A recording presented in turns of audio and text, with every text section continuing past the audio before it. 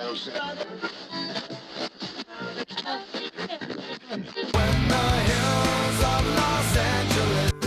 Angeles, I'm and most Hollywood nights.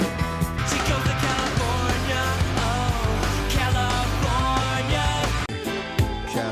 What you say about Los Angeles? LA got the people saying,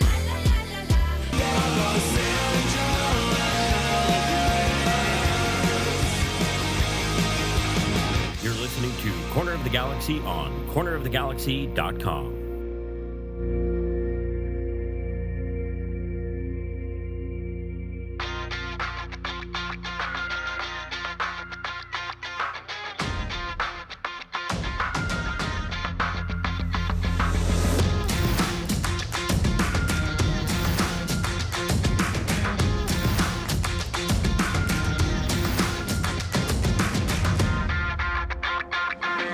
Welcome to Corner of the Galaxy, the show that talks 100% LA Galaxy soccer.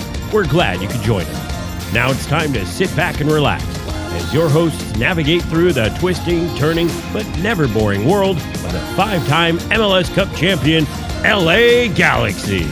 Hello, everybody, and welcome to Corner of the Galaxy on cornerofthegalaxy.com. I'm your host, Josh Guesman, coming to you on a Thursday, February 2nd. LA Galaxy just can't seem to catch a break so far this preseason. We're going to talk about Julian Araujo saga and just sort of where he is at mentally right now. I couldn't even guess it. I wouldn't even know. So that's one of the things we're going to talk about. We have a Ponzi scheme to talk about. No, not that Ponzi scheme. Another one. That's a fun little one we're going to talk about. We have some other stuff, some Apple TV stuff that came out, and of course, some other little things that are going on. We're going to be joined by the Strikers, Alex Ruiz. Really excited to have him on coming up here in just a little bit to talk about what Greg Vandy had to say today at training. So lots of stuff to get to, lots of things to talk about. To help me do all that, we're glad to have him back. It's Eric, the Portuguese Hammer Vieira. He's iced in. How you doing, buddy? I am on day 5. Day 5 of ice storm. You were on ice, sir. I saw your wife's Instagram story there, and I was like, that doesn't look pleasant. It's not pleasant. Yeah. Okay. Yeah. So we've been frozen in. Kids are home. 4 days off of school.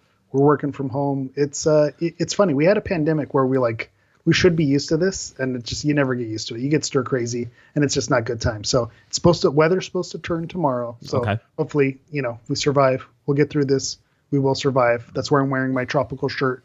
It's tropical is a state of mind. Got my Galaxy Hawaiian shirt, but hopefully we'll get through. So, how are you doing, sir? You hanging in there? The internet is on. It's working. I was going to say, my camera's working. The mic is working. This is better than last week already. Can we just, without saying too much, there's some of y'all who are just special people in my life. All right? I just like to point that out. And not you, Eric, but other people. And so our internet problems were attacked from multiple angles. All right, multiple angles. One is the Spectrum did come out and fix some things that were possibly not. Best technician I ever had. Dude was hanging from a telephone pole in my backyard, like trying to fix stuff. And I'm like, he's way more balls than I have. I'll be dead serious. I was like, I'm not going up there. The wind was blowing like 30 miles an hour because we had Santa Ana's too, and he's up there fixing things. So he got that running. And then let's just say we also had a little guardian angel helping us. We may have boosted some internet speed and done some other stuff to sort of fix things.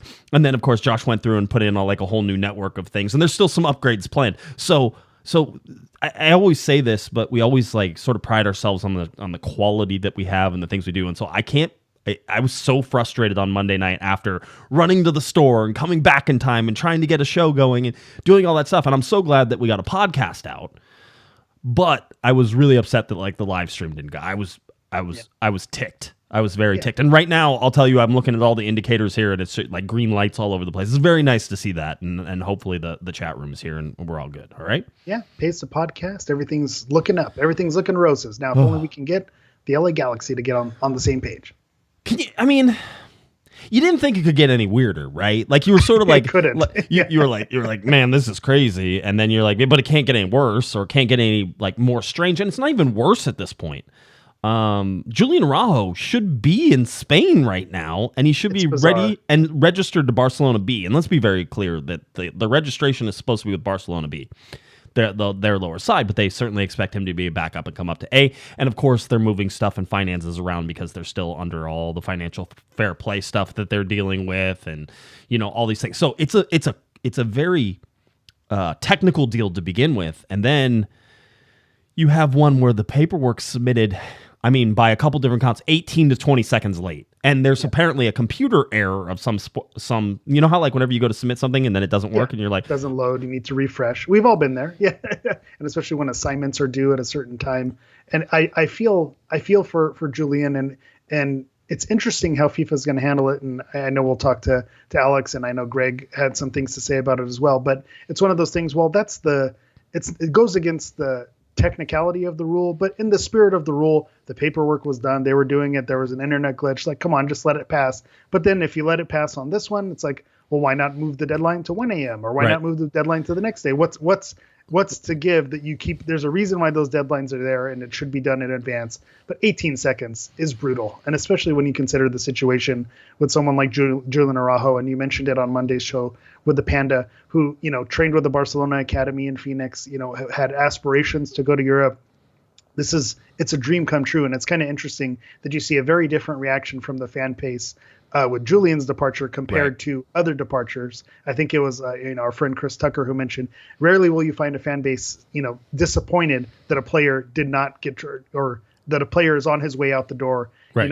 It's kind of unique. But even though out of all the moves this season, this is the one that probably is going to hurt the Galaxy the most.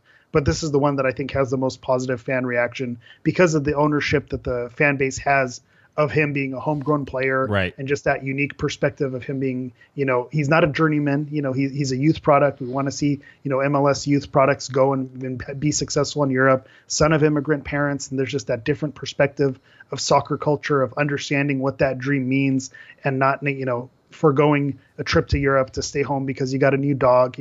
There's a different kind of understanding. The Jordan Morris jab right there. Just, you got a dog, Jordan Morris. Yeah, that's what you stay in Seattle. Okay, go ahead. Yeah, so I just feel, I think a lot of the fan base feels this unique connection, and just my personal story, and I think I share this just about every time we talk about Julian. I got to sit near his family on the game where he made his MLS debut, and just the whole crew that he brought from Lompoc, and they were all there cheering him on. And so just to be there when that moment happens, and to see the progression over these last couple of years to not only move to Europe but to a club like Barcelona, that's what the dream is all about. And to see it stalled and the paperwork happen, it's brutal, and it's heart-wrenching. But I think signs are trending positive for Julian, we'll see. Which is sad for LA Galaxy fans. We'll see. There's certainly some of it.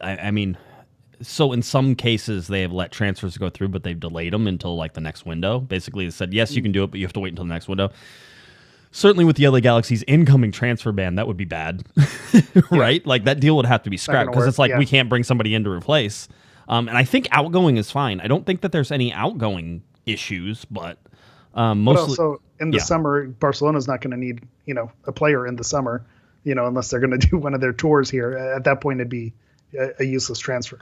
Yeah, it's really interesting how this is all going to go down. We'll see, and we'll get to talk to Alex, and like you said, Greg Vanny talked about it today and said actually he's dealt with a similar situation. So, all the things. I did like the finger pointing though that was basically going on with reporters and not necessarily anybody at the upper levels. Certainly blaming some Barcelona.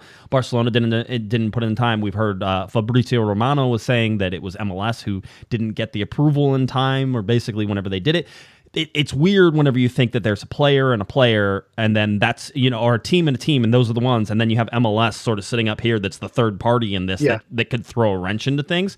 And Greg did not contradict anything that Fabrizio said. He said it was on their side, but it's about whether or not MLS got back to them in time and fast enough for them to be able to do it. And it was last minute, I guess, because Barcelona got rid of their backup right back. He was basically leaving and going to another team. Is that Bellerin? Is that who it was? Hector Bellerin, and then going to Sporting. So there's Portuguese connections all over here. All over, right? So Bellerin's out, and so Julian Araujo's coming in, but he's going to go to the B team and basically be loaned up to the A team. And again, finances and everything else that's going on in all that fun ways. So, there's a lot of stuff to sort of pay attention to and sort of follow. And we're going to get some help doing that right now. So I'd like to welcome from the striker. I'm very excited to have Alex on. If you don't know Alex Ruiz, I'm just telling you, having been around for now my 15th season, I can usually pick the guys who are gonna take off and be something. And Alex has this already nailed down. I can already tell. Welcome to the show, Mr. Alex Ruiz. Alex, how's it going, buddy?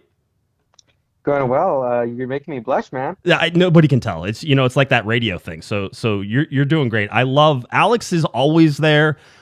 He's he's way smarter than me. I can tell already. Just by the way that he's able to sort of put in these different machinations of trades and everything. He's very data driven too, which is a lot of fun, especially his little change certainly from some of the old guard. I think, Alex, I helped you a little bit with some of that with all my charts, right? Now you can just take that and run and go with all of the data, right? Yeah, for sure, definitely. I'm a big numbers guy. That's awesome. Well, you were at training today, and as a matter of fact, we're going to play some video that you actually took from training. You got to see Julian Araujo training off to the side. Was everybody there sort of in shock about sort of all the stuff that's going on here? Did it seem like there's any panic involved from anybody outside of the press and maybe fans? Yeah, I mean, when we were coming into training, everybody was coming in. I think Julian was one of the last ones to come in. So at first I thought, oh, he wasn't here. And then we see him come in with somebody else, and we're like, oh, he's here. And, we got to talk to Greg about it.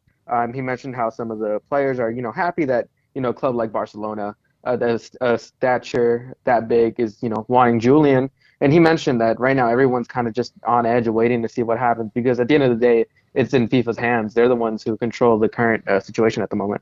Yeah, and he even went as far as to sort of talk a little bit about being in that situation before, and sort of saying that, I guess there's a timeline on this now, right? Yeah, basically, Greg confirmed that, this morning FIFA were officially looking into what went on. They're looking now to decide if they're going to allow this transfer to go through. Greg set a timetable of 24 hours of when the verdict was going to come out. And so in that timetable, assuming by tomorrow afternoon, we'll know whether or not Julian Araujo is a Barcelona player or not. That's all. It's one of these weird situations where Eric and I were sort of talking. We didn't know if it could get any weirder or any stranger sort of in this offseason. Greg Vanney did say something, though, that was, I think, not overall interesting, but of important to note. He did talk about how this wasn't Barcelona's first, attempt or sort of kicking the tires on Julian Araujo, right? And he said that the Galaxy weren't surprised by this approach either. Yeah, he mentioned how last summer there was interest from Barcelona. I think Fabrizio Romano also reported on that, how, Barcelona were looking into Julian Araujo. And I think you guys mentioned earlier in the show, this was a kid who was part of their academy in Arizona. It's not like he didn't have any connections at all to Barca. And, being able to get on their radar is definitely a big thing. Greg mentioned how the last 3-4 days is when this really started to pick up, where they started knocking a little bit louder each time. And eventually, it's kind of what led to this being done at the last minute. Eric, you got something? Oh, yeah. Sorry. Yeah. I was going to say, Alex is the Julian Araujo of LA Galaxy reporters out there. But any other insights as far as like the money that's coming through? What were the final workings of details, or do you have any information on what the final money is, what that's going to look like for the Galaxy? Because I know there was some back and forth. Yeah, originally there were reports. I think it was Tom Bogert and Fabrizio Romano said originally it was going to be a loan with a $7 million option to buy, and then they changed it later on in the night to just a straight-on $4 million sale. So I think that's definitely something that affected when the papers and documents went through to Barcelona. And again, like Greg mentioned, he said it was Barcelona the ones that didn't get the paperwork on time, and he essentially, in a way, kind of put the blame on them, saying we did everything. We sent all the documents. LA Galaxy, the league, did everything. It was just Barcelona that just didn't get it on time. Yeah, it seems really. I mean, all this, as we were talking, I think before you came on, there was all this sort of finger pointing within the press of which side it was. And I'm still not 100% certain that it wasn't MLS who was a little slow in getting the stuff back to Barcelona, which then made Barcelona late. I refuse to let anybody off the hook, I guess, for any of this stuff. I know you also got to talk a little bit, and if we move on a little bit from Julian Araujo, I guess we should ask, just do you think FIFA, and obviously it's just a guess at this point, just as we'd be guessing, but do you think FIFA eventually lets this go through if it really was a computer error? I think if they can prove that it was a computer error, and reports from Barcelona have said that, there is proof that, it was a technical error. It's not like this was done on purpose, or like it was, way too late. It was done because of a computer. That's why we're having this issue. I think then FIFA will definitely think about it. And honestly, I think there'll be a solution for him to go to Barcelona, whether it's in this window or like in previous situations similar to this, where the player just leaves in the next window. So if, they said, hey, you guys can have Julian Araujo, but he'll be coming in the summer window, I think that'll be just as good a resolution for Barcelona. But on the LA Galaxy, I don't know what kind of resolution, if that's good or bad. Yeah, Greg Vanney said that they were not surprised by this and that he had some targets in mind as well. Is that sort of what you got from his comments? Yeah, he definitely mentioned how, with Julian, being so young, being an MLS All-Star, getting all this attention, like there was anticipation that eventually he would move on. And Greg mentioned that there are targets in place, that there have been conversations that have started on those targets, but he's waiting on what happens with Julian, if he'll go to Barca, if he'll stay. Depending on what happens, the Galaxy will either go for those targets and bring somebody in this window, or if Julian has to stay, then they'll kind of just put a hold on that. Yeah, I know you also have been kind of, as a numbers guy and seeing who's a good fit and working those things out. Is there anyone who I know everyone's kind of clamoring to see those signings, but is there anyone that fits kind of the player profile of, players that are available right now, either within the league or outside of the league, that look like the Galaxy could possibly be signing soon? Yeah, I think, with getting a trade within the league, I think everybody knows the Galaxy situation where they can't really, they lost Gam because of the cheating scandal. They won't be able to buy international players. I think it might be a little bit harder to get a player within the league, with teams knowing the Galaxy are desperate to get somebody in. But I haven't really taken the time to look at players that are similar to Julian. He's definitely a great player in the final third. He was one of the most progressive players when it comes to passes, to leading an attack forward. He had the most assists last year on the team with 9. So with him gone, that production is definitely going to need to be picked up by everybody else on the team. Greg mentioned Calvin Leerdam, how he's currently the only right back on the team. Mentioned Caceres can play there at times, but said that's not really his best position or a position to make him succeed. So right now, I think the Galaxy, they know what they need. It's an attacking fullback at that with pace, somebody who's good in decision making in the final third. That's essentially what Julian is, what his strengths have been, and the reason why, at such a young age, has been able to shine and become, possibly, depending on what FIFA says, the next, big MLS player to make it overseas.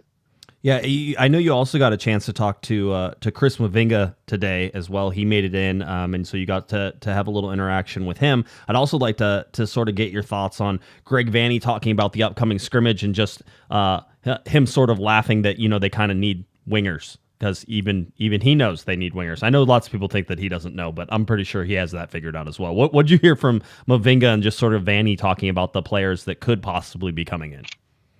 Yeah, Vanney knows exactly what they need.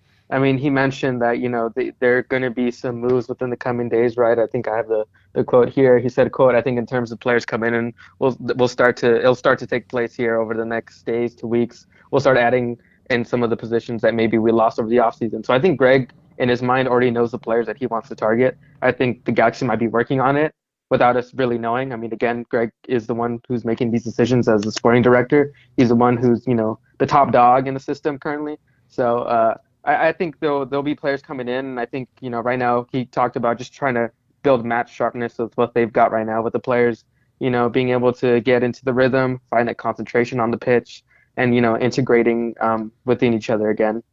Yeah, and what about Mavinga? What did you think of his first media availability? Yeah, Mavinga, I think one of the first things he said was, I came here to make history. He's been with Greg before. He knows what Greg wants. He's won a championship with Greg. And I think what was so interesting about it was that he talked about how he's going to have to compete for the starting spot, how he knows that just because he's been with Greg before, being a starter isn't guaranteed. He emphasized that, when talking to Greg, they didn't necessarily talk about him being a starter immediately. He said something along the lines of, his call with Greg Vandy lasted like 20 seconds because he was on board to getting back with Greg. He knows who Greg is as a coach. And I think that Mavinga brings something else because he's the only left-footed center back on the team at the moment. And I think that's a key component of why Vandy also wanted to bring him in, not just because, he was available or, he was somebody that he worked with before. The Galaxy generally need a left-footed center back. Yeah, it seems that way. Eric, you have anything else for Alex? Yeah, and I know Mavinga was out there talking to everyone. Do you have any insight on his, like, how he's fitting in, how he's adjusting, and kind of, with the move? I know he's located Europe-based, so how he's adjusting to moving to LA. Yeah, he talked about how, he's here in LA by himself. He arrived a couple of 2-3 days ago. He's just trying to get, the jet lag out of his system, being a 9-hour flight, 9-hour difference.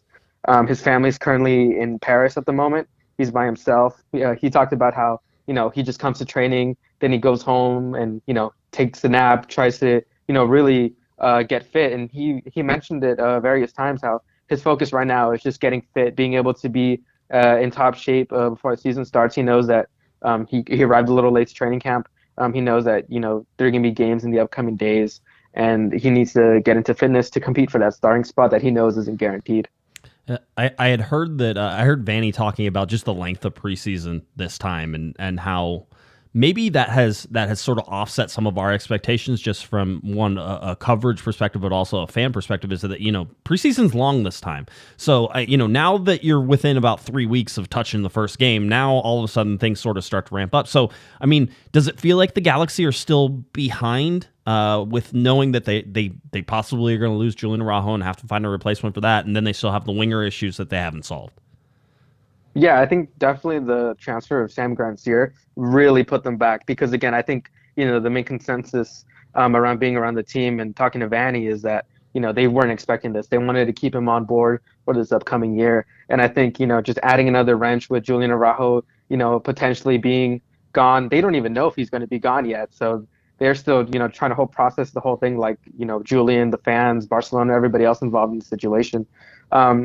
But yeah, with just, preseason coming up and trying to fill in the holes immediately, the pressure of knowing that you have to get your international signings in because you can't do so once the next secondary window comes up. I think it's added to, where everyone and fans and the media kind of feel like, all right, it feels so fragile. Whatever move you do is going to be under a bigger microscope than before because of the current situations and, ramifications of previous moves. So right now, I think, Vanny mentioned that, having to start the preseason like right after the new year, trying to integrate guys in, trying to get them back to, being comfortable on the ball with each other, building chemistry. That's definitely something that's going to be crucial in these next couple of weeks. They'll be playing preseason games. They'll be going out to Coachella. So that's definitely important for Vanny and what he emphasized today. Yeah. Alex, your overall outlook on the LA Galaxy before we let you go? Right now, I think kind of just like Julian's situation, it's really all up in the air. There's really nothing aside from, this team has a good midfield, solid to, at best defense. Right now, there's just a lot more questions than answers. And, if you were to tell me right now to like predict the team, how they would finish, I would have no clue where to begin because there's just so many questions on that roster. And I honestly I'm just trying to look at what's going to happen in these preseason games, see how Vanny tries to play it without any wingers, with just, Douglas Costa and Efrain Alvarez there. Yep. So it's going to be tough for Vanny to figure it out, but, Vanny seems like the type of person to, be able to overcome these things and kind of think of solutions. He's done this before. This isn't his first rodeo trying to build a championship team. So I'm pretty confident that Vanny will, find a way, a solution, get a player that's really going to impact this team. And again, you have an open DP spot. Yeah, I think if it wasn't for that, the situation would be a lot worse. Yeah, it certainly seems that way. Alex, you're the real MVP, buddy. Tell people where they can find you on Twitter or anywhere else. Yeah, you can find me on Twitter at Alex, RUIZ15. You can also catch my articles on thestriker.com. Very good. Yeah, if you don't have a subscription to The Striker, you need to do it. Alex, we appreciate, buddy. Like I said, whenever I message you, first of many, we'll catch up to you soon, all right? For sure. Thank you so much for having me on. Good night, everybody. All right, there you go. Mr. Thanks, Alex Alex is a rock star. I'm just telling you, like, if I died right now, you guys would be in good hands. Alex is just going to take this next leg. He probably just, you know what? He'd probably marry my wife, slide right in here, and he would just take over the. I'd be dead. What do I care? Like, I'd be dead. What does it matter? But I love Alex. He's great. I like that you're taking credit for Alex. Like I am. Like did you like how I did that? I have like, nothing to do with it. Alex is sitting out here knocking it out of the park. Like, yeah, Alex. We thought of you got the idea from your charts. But yeah, Alex is an awesome guy. Great follow on Twitter. Great articles. Good stuff coming from him. So absolutely appreciate him coming on and sharing his insight. Yeah, if we're being real, I have nothing to do with Alex's unbelievable awesomeness. He's an up and comer. I can tell you right now. So yeah, follow him. I believe it's ALX Ruiz 15 on Twitter. So make sure you follow him there. I'll try to retweet him and we'll tag him in some of these as we come out on the podcast. We saw a lot of the video. We saw some of the stuff and the talking there. I texted you this. I always feel better after hearing Greg Vanney talk, right? Because he certainly doesn't seem like a guy who's out there, like his hair isn't missing in patches, right? Like, he's not wearing his underwear outside his pants because he's having a mental breakdown or something like that. He's calm and cool. We're going to figure this out. We got all this stuff. But even him, and for him to even admit this, is sort of one of those things where you sit there and say, oh, red flag, red flag. He's like, well, we don't even know if we have to replace Julian Araujo yet. Like, and he's sort of like, we don't know. We have to wait and see. If he goes, then yes, we're going to have to replace him. If he doesn't, we don't. Like, it's great to say that you have people and that you're ready and you're willing to replace Julian Araujo, Eric. But it's another thing to have to do it again, 3 weeks from your first kickoff. It's just, it's a lot.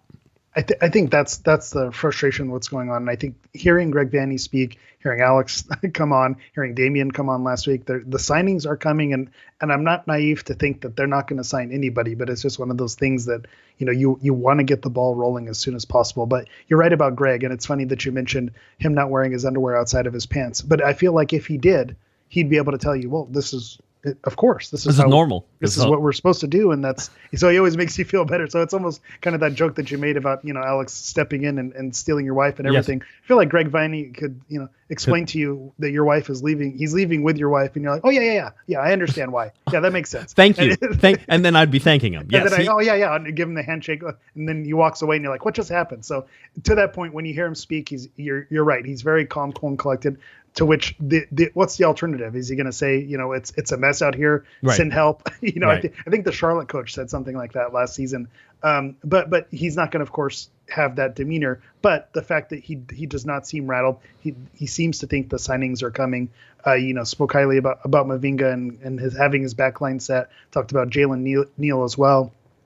Some people were mentioning in the chat about, Mavinga coming and saying he wants to be alone. He really made the point of saying, no, I don't want to have any distractions. I'm starting a new team. I want to dedicate myself and focus myself. So he spun it in the positive way. And hearing Mavinga speak, he's a pro's pro. He seems like a guy who's been around, knows what he's talking about, knows how to carry himself. So I feel like with him and Sega and Caceres back there, and then bringing Neal along, I do feel like the back line, the center back situation is definitely something that's set. It's just a matter of figuring out all the other pieces that are going to hopefully have to come into play very, very quickly. No, I mean, I think you see that.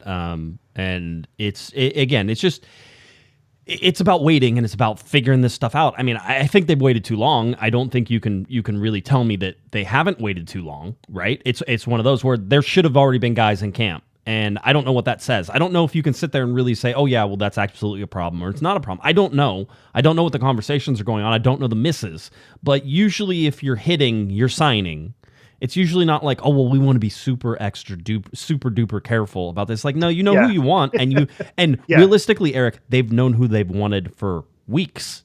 Or for a whole offseason. Right. We talked about last season. They have ghost teams and all these other, situations and targets. And if Greg Vanney, even though with the Chris Klein situation being suspended from involvement, Chris Klein has also said that Greg Vanney is the one who's in charge of scouting players and has a say. So you're right. There is, the Galaxy, if they had targeted players that they wanted, I'm sure those players were approached, and we're getting to the point where unfortunately, it's starting to seem like, the LA Galaxy were not option A for a lot of these players come this time, it's unfortunate. Yeah, you can see it.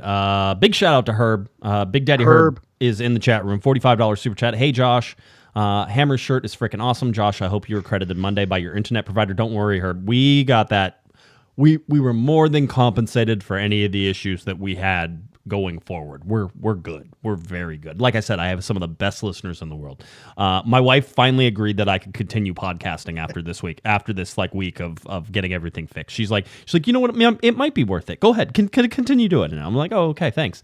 He says, did I mention Hammer's shirt is awesome? You did, and Hammer, everybody loves that shirt, man. I was gonna say it's manifestation. Appreciate Herb with the big off the top rope super chat per usual. So appreciate you, Herb, always out there, gifting us and making us feel good. And then the shirt, we mentioned it on the podcast, and of course, to your point of having the best listeners out there, got the link sent to me. It's like, oh, it does still exist. I forgot about it, and here it is. Herb paid for about half the shirt now, so we're good to go. Awesome. We appreciate that. That's awesome. Very, very good. Now, let's give you little updates, because one of the things was the ISCO thing, and whenever we were talking on Monday, ISCO to Union Berlin was done deal, basically. It was all good. Well, not so fast. ISCO, in fact, did not go. Now, conflicting reports. One says that he missed his medical, and then the other is that all of a sudden ISCO was like, nah, show me the more money. I want more money. And that threw it up. It could have been both, because you can certainly see if you have an issue with your physical, then clubs won't want to spend enough money for you, and then you could sit there and say, no, we agreed on $45 bazillion, and you're like, well, with that ankle, I'm only going to give you $20 bazillion. Yeah. And so it's like those types of things could have happened. So Isco is now back in play for the LA Galaxy, if he ever was in play for the LA Galaxy. Again, a lot of loose associations. Greg didn't outright kill the Isco rumor. Let's remember that. He had a chance to. He killed the Pavone one. He stomped on it. And that was it. And it was like, no, Pavone is not coming. That was the one that he killed straight out. He goes, a lot of those aren't true, like Pavone. It was like, oh, okay, well, that one's not true. So the Isco one at least was one that stuck around a little bit. Yeah, that one's interesting also because it just raises red flags, because it's like, well, were the issues with the medical, and that's why Union Berlin didn't want to move forward. So if that's the issue, then the Galaxy are now, if they're in the market, you're now getting a player who had medical issues, and that's a concern. It also could be if the Galaxy did have an offer or were in talks, that maybe come to the pen to paper moment. They said, hey, I got a MLS club offering me some money here. What about we work something out and make it work? So it's uncertain. We don't know which one of those issues could have been there, but again, not dead and not stomped on. So it is something to consider, especially with the open DP slot. And, Isco's a player who those rumors have been swirling for quite. This isn't just something that popped up recently. Right. He's always kind of been a name that's circled around the LA Galaxy connections. I know we've had this discussion before, but I have no idea how he actually fits into the LA Galaxy's formation. So I'm like, he doesn't. That's fine. Yeah. No problem. That's play right back. Yeah, he could, right? Maybe him and Giassi Zardes. We need another right back. You can go find Giassi Zardes, right? That's what Greg Vanny's saying right now. I just wanted to go. This was as of January 6th, and I just wanted to clean up some things on the roster, the preseason rosters. One is that they do have Eric Zavaleta listed as a player, and even though we haven't heard that he has been re-signed, they have him down as somebody who's basically on the roster for that. It doesn't say that he's a trialist. It doesn't say anything else. It says that he's there. We've talked about that many times before and sort of looked at that. And Vanny is talking about that in his interviews as well, saying how Eric fits into the formation. Although I do got to shout out LA Galaxy Outsider. He's in the chat as well. When there are some accounts saying that the Galaxy is making signing soon, and he said, yeah, they're going to sign Eric Zavaleta. It's like, that's not fair. That doesn't count. that does not count for sure. I did see an interesting tweet today, and it was funny because somebody actually sent it to me after this, but Elliot McKinley put together this chart on Twitter. It's at ET McKinley. And he put together a chart of returning minutes. And I always think this is really interesting, trying to find, the edges to different teams and who's bringing back a lot of their players and who's not. So basically it's 2022 minutes played returning for the 2023 MLS season. So you have all these minutes that played in 22. How many of those guys basically are coming back? The leaders in the clubhouse right now for the 2023 season is the Portland Timbers. They have 94.2% of their returning minutes coming back. So basically it's the same guys they played last year, and they're expecting the chemistry has developed better, and they're expecting they probably have some better luck with some injuries and some other things, right? And so Portland Timbers at 94.2%. That's a lot. You want to talk about a team that probably hasn't made many moves in the offseason? It's probably these guys, because 94.2% is a lot of the minutes that are still back there. that's why when you look at those top two, that's also something that kind of jumps out is with Portland and then SKC out there. SKC had a lot of lulls in their season last year as well. And so to see those two teams, it's like they like the player or the core that they have. And it's just a matter, like you said, of fixing those injuries, just making finer tweaks. Portland, with all the ups and downs they have, they did end up making the playoffs, correct? I think they slid into one of those slots, or they were right there until decision day or something like that. Yeah. So they feel like they have the pieces. It's just a matter of fine tuning. And as much as we talked about the LA Galaxy, hey, when this core returns next year, when the Galaxy, as well as they were playing, when they come back and figure it out, they'll be firing on all cylinders. But that's not the case with the departures we've had. They're not exactly at the top of that list. They're not at the bottom. They're not starting from scratch on the rebuild, but maybe not as high up as you want. But then you see the clubs at the top, and you're like, well, is that the company you want to be in? I guess the Union would be the one example who you probably want to be close to. Yeah, I was going to say Sporting Kansas City, 92.1%. Philadelphia Union, 92.1%. Portland, by the way, missed out on the playoffs. The whole Pacific Northwest missed out on the playoffs. No Seattle, no Vancouver. They were no in Portland. The conversation. They were they were the last team out. So that certainly is. If you look at the LA Galaxy, kind of middle of the pack, 80.8%. And by the way, I'm sure that takes a hit whenever Julian Araujo leaves because this chart was probably done before that. Just in case you're sort of wondering what that average is, it's a little around 75%. And it's basically unchanged from since 2018. There's not a lot of changes that have sort of been made, but right around 75% is what teams usually bring back as the average number of minutes from the previous year over to the new year. So there's usually roster turnover. We talk about that all the time. There's usually roster turnover. There's usually people you're going to have to replace. I was talking with the Panda a little bit, and we were talking about, who's trying to win now, and I'm like, every team is trying to win now. I know everybody pretends like this is the NBA where you're going to tank for 2 seasons and build up them draft picks and then, go for it. That's the super draft is not. It doesn't work in Major League Soccer. Wembanyama's not coming up. Yeah. For whatever the MLS equivalent is. And the bottom line is that, Eric, look at what the LA Galaxy did with 2 players they brought in the summertime. They were able to be a contender at the end of the year with somebody like, Puig and Brugman coming in. It's literally like it only takes a handful of players on a solid team to suddenly go from you're okay to you can win everything. And the Galaxy probably short on that. Greg Vanney emphasized again getting production from the wings. Well, now, as Alex rightfully pointed out, Julian Araujo led the team in assists, right? And so you're gonna have to replace that now too. So there was a video going around, by the way, of Julian Araujo and all of his assists. Man, I watched that thing like 7 times. I've always enjoyed watching Julian Araujo play. And that's one of those funny things as well is, just back to the Julian Araujo point, seeing that video, you're like, man, Julian really is a polished player. He's ready to go to Barcelona. But it's when we're here and we have the critical eye, we're like, that final third, some of those crosses aren't all the way there. Maybe he's not fully baked, fully ready to go to Europe. But then when you see those highlights, it's like when he's on and he's on his game, he absolutely is deserving. And so I think you and the Panda were having that mention is, Barca B better than Galaxy A. And I feel like you guys covered it. I think him being at Barca B is better than him being at Galaxy A because the path to Barca A is going to be a lot better at Barca B than being with the LA Galaxy. So I know that move was done for finances and to get that going and that he was going to be considered a first team player, but I don't know that he was necessarily going to be, a starter, every game starter. So he is going to, but he's also the type of player, and I mentioned this on Twitter as well, he's the type of player who I see thriving from that competition. So I think, those flashes of doubt that we have where we're like, okay, Julian can still progress another level. I think him being at Barcelona and training with those players will absolutely, he could be the type of player who takes even another leap like he did here in MLS, just being in that higher level of competition. Shout out to the chat room. Let's hear some funny ones. Gus says, Galaxy Want Wingy reminds me of Tommy Boy. Which, by the way, is one of my favorite movies. I remember the first time I saw it, and it's still funny now. And then Mr. Provino comes in with the hashtag tank for waiver draft second stage, right? Yeah, it's all the MLS mechanisms that you go and do all tank these different to pass things. in round 3, yeah. Yep, exactly. Yeah, no, third round draft pick means pass. Somebody should get a jersey with pass on the back. Just like, look how good pass did for us this year. Yeah. So someone's gonna make the TAM jersey. I think I've seen out there, but it might be someone's name. Yeah, someone has to get a jersey for TAM, general allocation money or allocation. Yep, and then put the money there. I agree. I think it's a good call on that.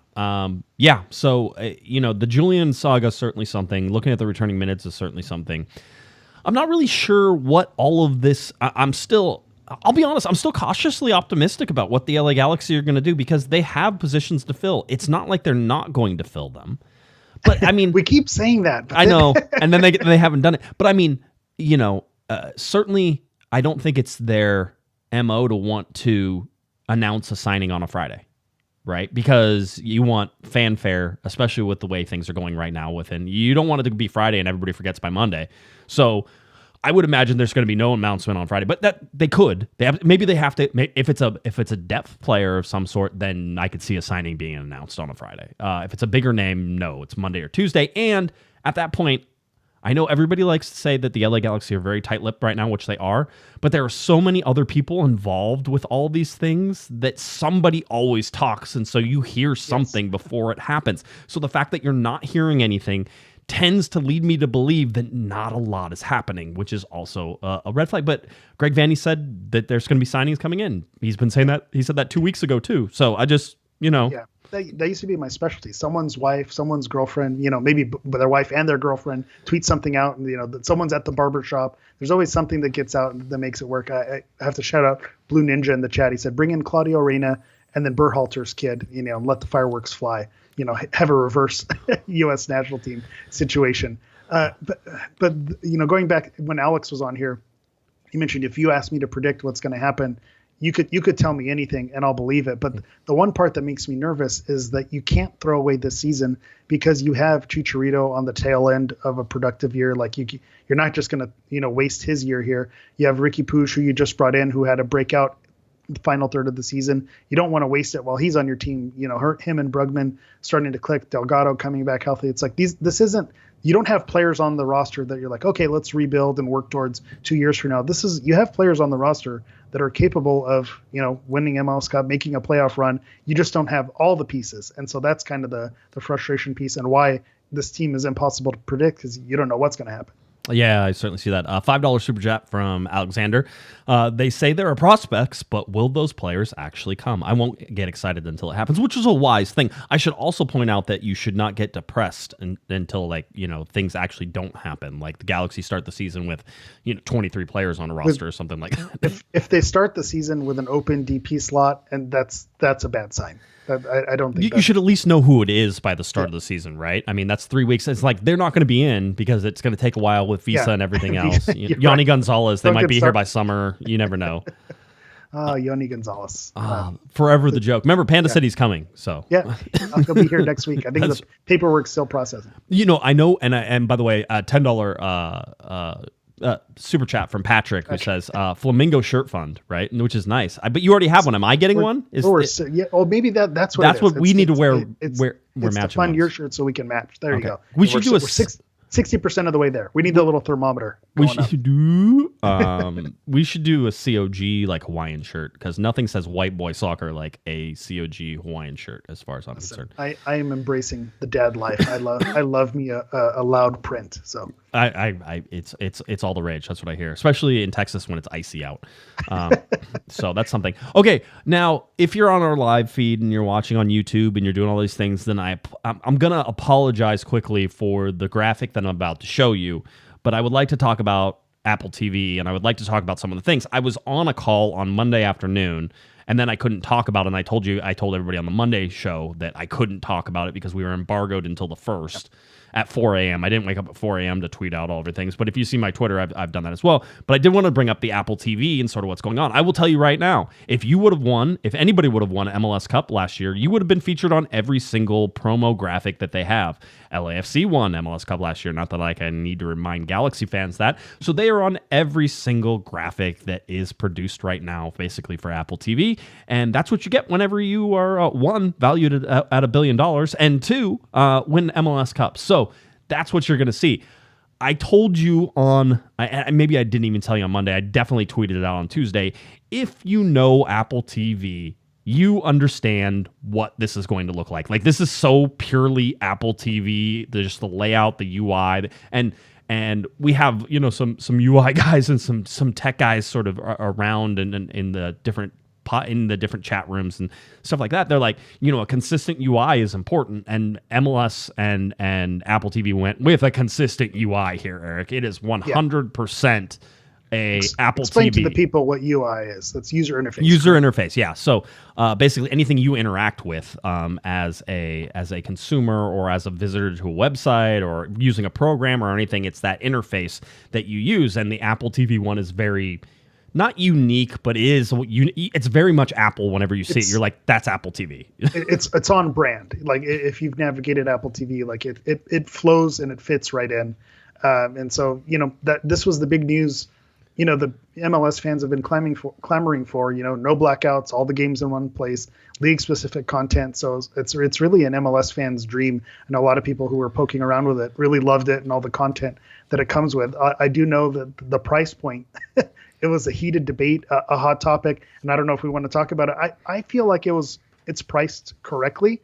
To me, $79 for a season or $99 for a season. As a one for a percenter, whole year. As a one percenter, that's what you're saying. You're the upper level.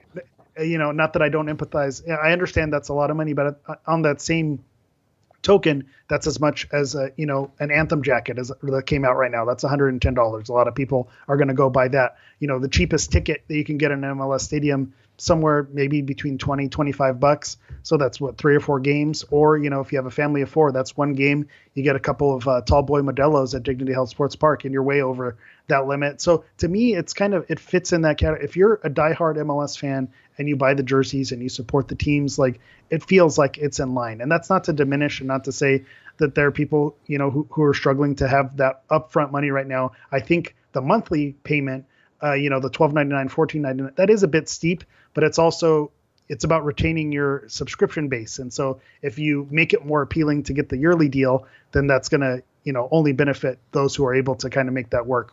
Yeah. Sorry, go ahead. No, I was just going to give the exact the pricing details. Fans can subscribe. It's $14.99 or $99 per season if you do it during the season. And Apple TV Plus subscribers can sign up at a special rate of $12.99 or $79 per season. So if you look at the Apple TV Plus and you add it into the stuff, it's still cheaper having Apple TV Plus, buying Apple TV Plus and then getting the add-on. That's the hack. If you wanted to save $15 there, you get the you get the 1 month subscription, which is about $6.99, $7, and then while you're while you're a subscriber, then you buy the year package at that cheaper price. And I think that's the hack, the way to get around it. But also, I know there's a lot of if you haven't had Apple TV, you get a free trial. So maybe you get those first 3 months free, and hey, you're a subscriber, and you can get you can get that season. I let my Apple TV lapse, but I bought a TV recently. So again, I'm not making my case as not spending a lot of money here.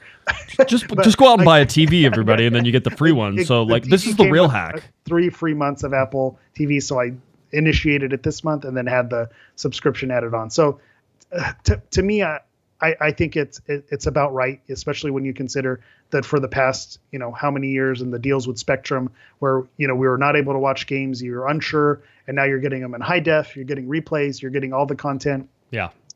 To me, it fits in. I think the argument is, what about the casual? What about the average fan?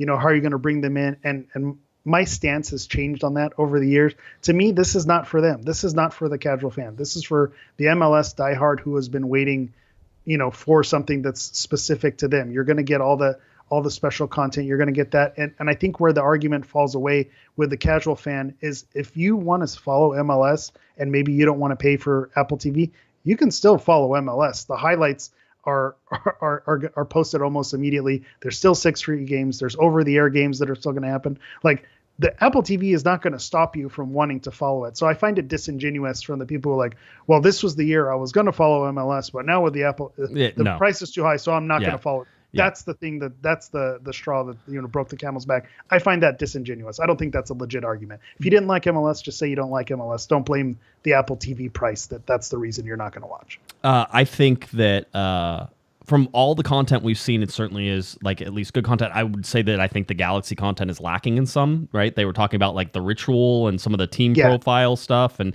the drone tour of the of the stadiums. I'm kind of surprised that the Galaxy didn't have that all together. That's me, because from what I understand is the Galaxy have a pretty robust digital media department. That's my understanding. I could be totally wrong with that, but I'm just surprised they don't have some of these things already lined up.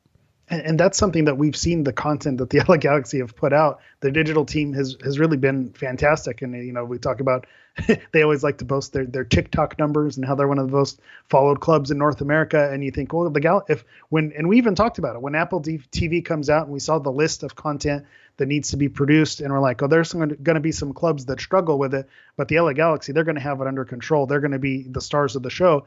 And then when you see the content that's released, the Galaxy are really one of the clubs that's lacking the most. You're right. Every club has, there's something called the ritual. And I think there's only 2 or 3 clubs that don't have it. The one counterpoint to that is we don't have a golden spike or someone with a sledgehammer or sawing a log.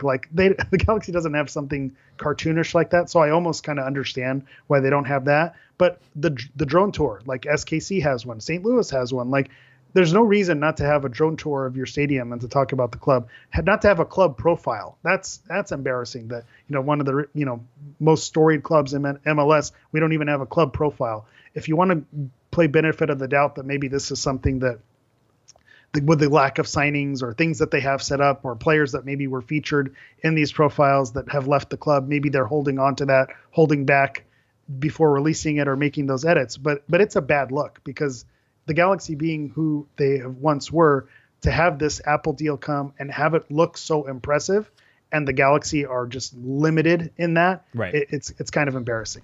Let me give you my thoughts on just Apple TV and watching everything that I sort of saw through the Apple thing. I think it's going to be a competent offering. I don't think it's perfect. There's stuff that's missing. People have already been hinting at chat rooms. There is no multi-screen. There's no way to split your screen into 4, or play picture-in-picture, or watch 2 games at the same time. You can't do that. That is not going to be at launch. It is something, however, they say they are working on. You and I were having chat with some people, and it was sort of like, that's like the first thing you probably should have done. That's a big minus for me, because I do like to watch multiple games at the same time, especially if you have a big screen TV. You can split it into 4 pretty easily and watch all 4 games and do that. The offset to that, and Sasha Kleshman was quick now that he's an Apple TV guy. He was in your replies. He was in my replies real quick. He's like, yeah, but we're going to have the whip around show, which is, I think, going to be a positive. And that's good too, because as somebody who's supposed to watch 14 games every weekend or every match day, it's impossible. And then vote on that to do player of the week stuff and things like that in the media.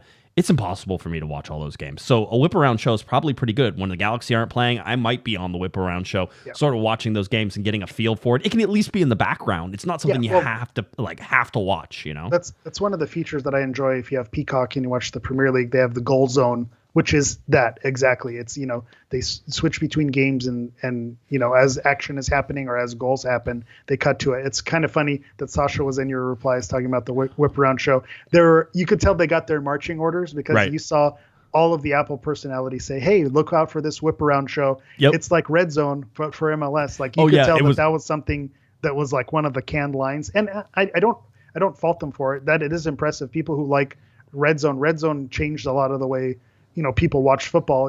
American football could be very boring to watch every game with all those commercials, and Red Zone is kind of the way to do it. So with MLS, you talk about the casual fan, right?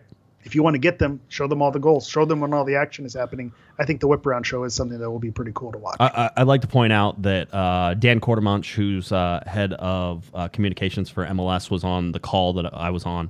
And he said that there is going to be a third and probably final wave of talent announced for like the game days and all that stuff. So there's still another announcement coming for talent. Kobe Jones was part of the last one that came in. Joe Tutino, again, is not expected to be in that group. And I think I can tell you this, Saturday's game is not streaming, but it will be streaming radio, and Joe Tutino will be doing the radio. If you want to read into that, you should read into that. I think that Joe Tutino is going to be around doing radio type of things for the LA Galaxy this season. And that's sort of one of the things. We'll see if our buddy Christian Miles is one of those guys as well. I have my fingers crossed for him as well. So yeah, that's where I'd put my money. If Kobe's going to be, with Apple and with MLS, Joe, and we read between the lines kind of last year as well, is that the Galaxy said that, Joe and Kobe will be around in some regard. So I feel like Joe's going to be there. It seems like the radio option may roll out a little sooner than anticipated, and I would imagine it'd be Joe and probably Christian in there in that mix. If Kobe has other things going on, other games to call, you could do a lot worse with two people calling the game. Yeah, I think so. Here's some other quick notes, and let me just rapid fire through these. Coming into a match, let's say you want to watch the LA Galaxy match, but you're like 10 minutes late to it. You can choose to start that match from the beginning when you come in, or you can start it at any point along the start of the broadcast, or you could start to choose it's live, right? So you could watch it live. You can rewind, you can pause, you can do all those things in-game that you would be able to do with any sort of DVR. The really awesome thing, and I know somebody was asking this, game replays are available immediately. So if you miss the game, you can come home as soon as you sit down. You don't, hopefully you muted all your devices. If you didn't want to know what the score is, you can sit down and you can watch the whole game immediately. I don't care if it just ended 1 minute ago. You can start from the beginning and watch the whole thing. There's other added benefits to this as well. All the games should be there all the way back to 2019. That's impressive to me. Yeah. Every game should be available, and then they also have like highlights of like some of the big games. So I think they have like all the MLS Cups, and I think they have Zlatan's debut game and stuff like that. So those are all going to be on there as well. The repository of amazing games. You can watch any game. Like, okay, so you want to go see, okay, so how did the Galaxy play New England, in 2020? Yeah. Well, don't go to 2020. No, that was a horrible one. 2019. Go to 2019. How'd they play them? You could go to that game and you could watch it, right? And you could be like, watch Dave Romney score in extra time. Right? Exactly. Who doesn't want to relive that glory? Exactly. So, I mean, these are the things that you're now going to be able to do. And I imagine they're going to keep moving that backwards as well. 2019 isn't just some arbitrary day. I imagine eventually they're going to be like, oh, now we have all the games from 2017. Oh, now we have all the games from 2015. Now we have all the games from, 2008, and you're going to be able to go back and watch any game that you want at any time. That alone is probably worth the amount of money that you're going to pay for it. But the controls of the actual thing, no blackouts and everything like that are for me, really interesting. That's the big one. Because with ESPN, especially when, the game was on a local blackout, it's like, well, it should be available on replay, but then you have to wait 3 days, and then you have to, make sure that the sun is setting in the right location, and then ESPN, Puxatawny Phil will come out and he'll let you know that now you can watch the replay. And just to be, it's immediate, it's going to happen. And then I don't know if I read this incorrectly, or maybe I'm just confusing it. You can jump in live, and I think, is there an option where you can watch like highlights as it gets up to it, like big moment? They'll show big moments. And you up. There's another feature that does that. I don't know if it's TNT or NBA, where I think there was a game where it would show the big plays, so that way you don't have to watch everything. You can just see the big moments, and then it will take you live. Like MLS kind of does that now, where they go through, and if you go to the game on the app, you can go down and say, this is the goal that was scored, this is the goal that was scored, and you can sort of click that. I imagine that's sort of how that's going to work. I would love it though if they just highlight it within the timeline, where like big play, and you could just scroll to it and be like, let's watch this big play, which means now you're talking. Because then you could also do the thing that you could never do before, which is start before it to see how it actually happened instead of just watching the last three passes, right? It's like, what happened to the build-up? Oh, it was a turnover 4 minutes earlier, and then 37 passes and like all this stuff. You could sort of look at that. I want to see all the VAR goals that got overturned. That's what I'm interested in. Live play-by-play on your Apple lock screen. If you have an Apple device and you're following a team, it'll literally give you live play-by-play right there. Yeah.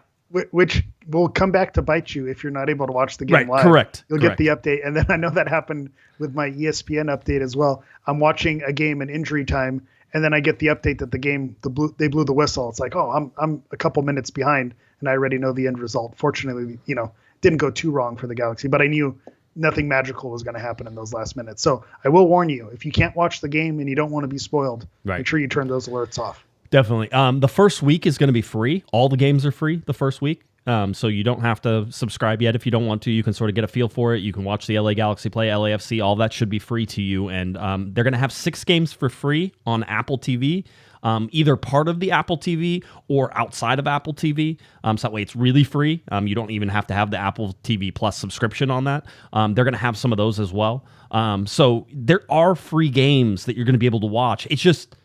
It's not always going to be the Galaxy. Yeah, it's like maybe the Galaxy's not that weak. That's what I'm saying. Like, it's disingenuous to say you're not going to be able to follow the league. You'll be able to follow the league. Right. And to your point of, first week free, that's, again, going back to that red zone model. Usually week 1, red zone is free just to give you that taste, get you going into it. And then, hopefully that they hook you in. There's going to be opportunities, for people to kind of play around with it and see it.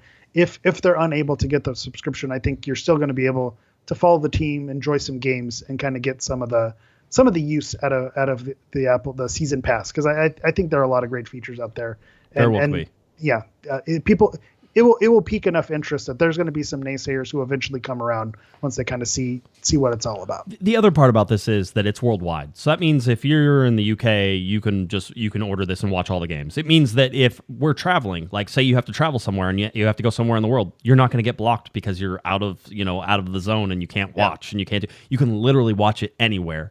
And this is I feel like I have been advocating for this type of thing for years, and so it's here. And I'm sure there's going to be downfalls to it, but the fact that I know where every single game is, I am already like, thank you, I'm done. I know where every game is. I'm good. Yeah. The one wrinkle that I've thought about, and I don't know if anyone who's maybe with a supporter group might have more insight into this, is the viewing party experience, because I know bars may not have an Apple TV or a device with the Apple TV. Technically, app. they're not even allowed to do it. I don't right? think so. Yeah, I think you have to buy a special package when you stream pay-per-views and things like that. This is what Apple's going to do with that. They're going to close their eyes, and just like Peacock does. You show up with the Fire Stick. Yep, and then you just plug it in to wherever you're at, and don't ask questions. That's right. And hope that it works out. That's the one wrinkle that I'm kind of curious about. Yeah. But yeah, it seems like it's going to be a good deal. To your point, we don't know. Is it going to be, Unimas 3? Is it going to be on Spectrum? Is it going to be delayed for, Bowling Green's women's lacrosse game that went into double overtime? It's always softball. It was always softball. Yeah. It was a good lead in. It's there. We're going to know where it's at, and it's going to be on, and we're not going to have to worry about anything else. That's to me is worth the price of admission. $10 super chat from Gary. Thank you, Gary. Gary says, thank you both for all the work you guys put into the pod. Appreciate it immensely. Thank you, Gary. Appreciate that. Thank you for the super chat. All right, let's talk about Forbes real quick. And then we have to talk about the Ponzi scheme, because you and I read this article, and we might as well talk about it because we've been like texting back and forth about it all day. It's just interesting. We'll set it up for you. So let's talk about Forbes. Today it was announced, basically the Forbes list came out. I want you to once again take these with the biggest grain of salt that you could ever see, because this is like creative managerial accounting going on, where they're like, let's see how much we can boost everything around to make ourselves look good. These are probably by all accounts false valuations of teams. So whenever I tell you the LA Galaxy are worth $925 million, you can sit there and say, yeah, okay, sure. That makes some sense. Maybe, not really.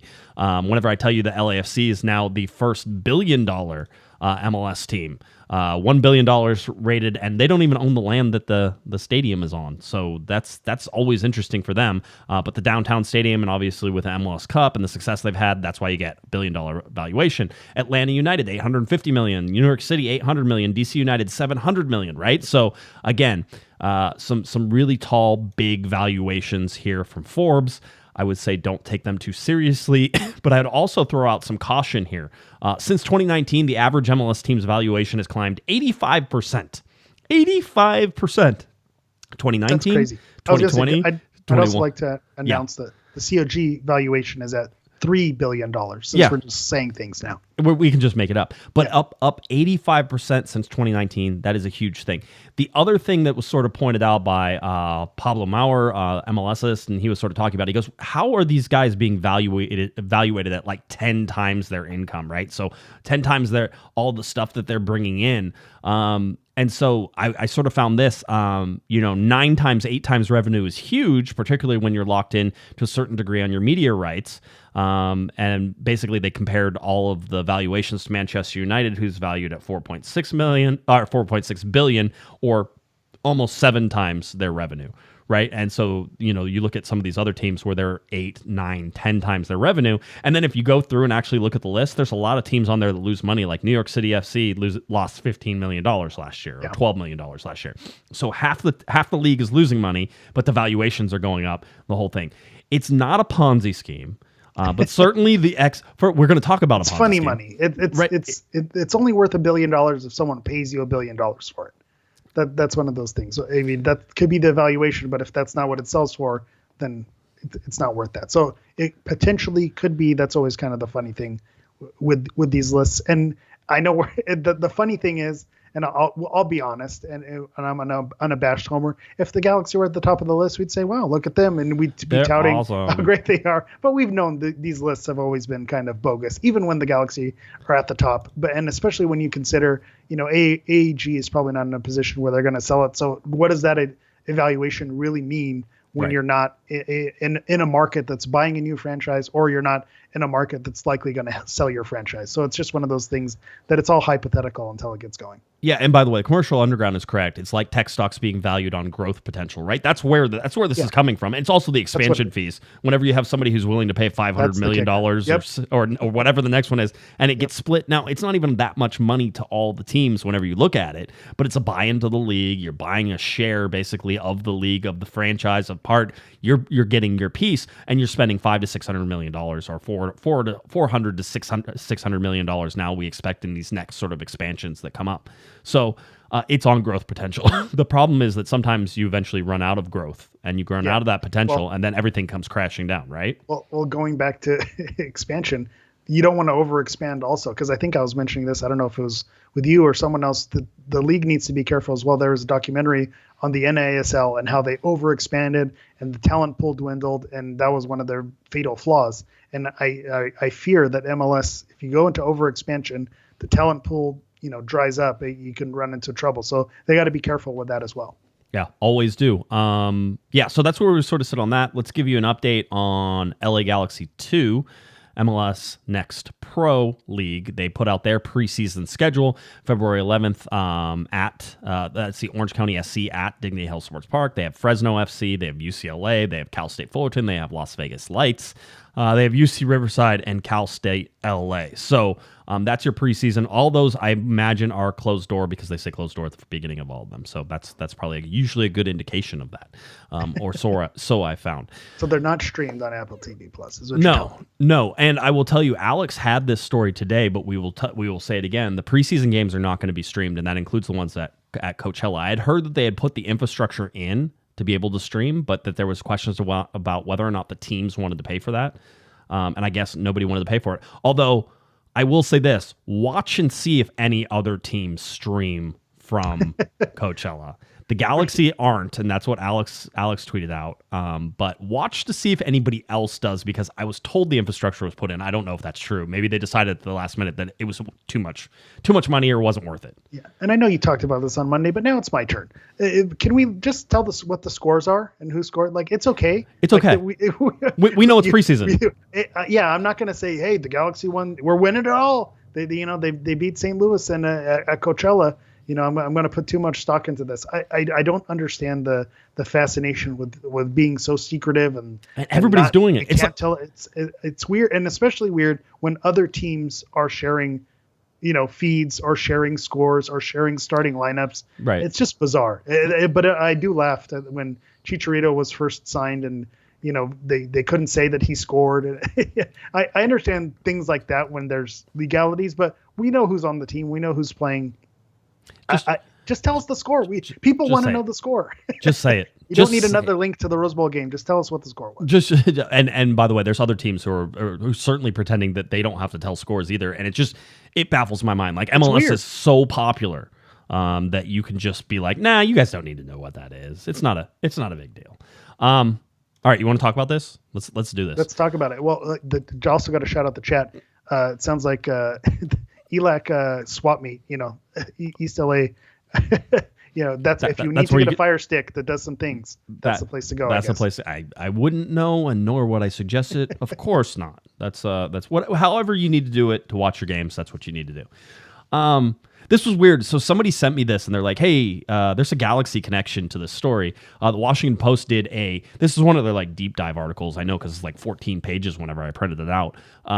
But it was a story that was started by a different author. And then apparently he was, I think he was murdered, as a matter of fact, the author. And then it was picked up by some other reporters. And in the byline here is by Lizzie Johnson from the Washington Post. I don't think the murders are related to this particular scheme, this story, but it's just a wild story. It's really interesting just to even start to kick that off in this little bit of direction. But An alleged $500 million Ponzi scheme preyed on Mormons. It ended with FBI gunfire is the headline from the Washington Post. Now, again, you would sit there and say, what does this have to do with the LA Galaxy? And I said Ponzi scheme, and everybody's already like, Herbalife? No, not Herbalife. Yeah. Not that one. Not that one. Here's the link, and we'll be real blunt about it. It's a link for sure, but Preston Judd's dad, Jeff Judd, is named in this article through and throughout, almost from the first page to the last page. He's not the main conspirator of all this, and there is claims certainly from his side that he had no idea what was going on. I think the federal government is sort of saying, if you didn't know what was going on, then you should have, but you probably knew what was going on. That's sort of the argument that's going on here. But basically, it was this scheme where the certain arbiter of this plans went up to people and said, hey, basically what we're doing is we're taking money and we're giving it in advance to slip and fall victims.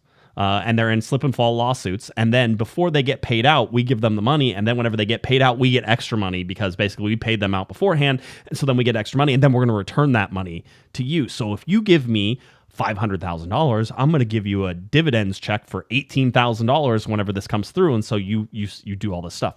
Ended up being $500 million. Over time. Over time, yeah. People. Yeah. Yeah. And Jeff Judd is a prime suspect in the entire thing. He was a business partner of the conspirator of the Ponzi scheme. And to your point, that's kind of it's the gray area. And again, we talked about at the beginning of the show, can things get more bizarre for the LA Galaxy? You have the Julian Araujo signing incident with Barcelona, and then this news story comes out, and it's about a Ponzi scheme, and then we have to say, no, not that Ponzi scheme that the Galaxy's already kind of connected to with Herbalife. It's a different one, and it involves one of their players who's up and coming and has a lot of promise and talent. It's just so bizarre and weird, and it's unfortunate. You hope that it doesn't. There's no way it can't have an effect on the family, especially when your father's involved and family's involved. Right. It has a huge impact. So it's just one of those things that, who knows what the outcome is going to be from it. It's just another bizarre LA Galaxy connection that they have to deal with on the back burner of everything else that has, the LA Galaxy saga written all over it. I mean, Jeff Judd was driving like Bentleys and was in Las Vegas. That's not alleged. That is actual. Everything else we talk about is alleged. The money was coming in. Whether he knew it was legit or not, that's the question. But yeah, the money was definitely coming in. He living in an elite sort of section in Las Vegas, what the Raiders owner was in the same area, same complex in that area, right? Whatever housing complex, right, that they have in some of these places. So super high end, all this stuff.